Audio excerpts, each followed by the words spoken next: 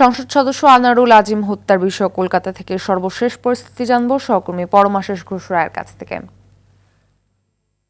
খুন হওয়ার পর সেই এমপি সাহেবের দেহ টুকরো টুকরো করে সেটাতে তাকে ইতিমধ্যে গ্রেপ্তার করার পর গতকালই বারাসাতের জেলা আদালতে তোলা হয়েছিল। সিআইডির তরফে 14 দিনের হেফাজত চাওয়া হয়েছিল, সেই জায়গায় বারাসাত জেলা আদালত 12 দিনের কিন্তু হেফাজত দেয়।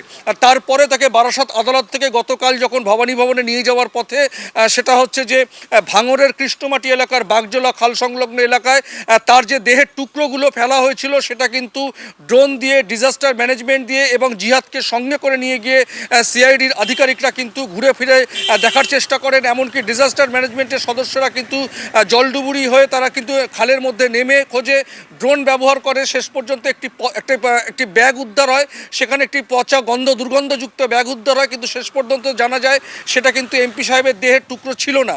কিন্তু গতকাল রাতের পর থেকে কিন্তু জেরা করে যেটা সিআইডি সূত্রে যেটা খবর সে জানিয়েছে, জেরাতে সে জানিয়েছে জিহাদ তাকে নাকি 80টা টুকরো করা হয়েছিল। প্রথমে চামড়া ছাড়িয়ে দেওয়া হয়েছিল, 80টা টুকরো করে সেই টুকরোগুলো কিন্তু বাগজোলা খালের বিভিন্ন অংশে কিন্তু ছড়িয়ে ছিটিয়ে ফেলে দেওয়া হয়েছে।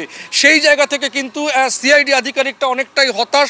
তারা আশঙ্কা করছে তার সেই দেহের অংশ হয়তো খুঁজে পাওয়া না গেলেও যেতে পারে, তার কারণ এগুলো কিন্তু জলের মধ্যে জলজ প্রাণীদের পেটে চলে যেতে পারে।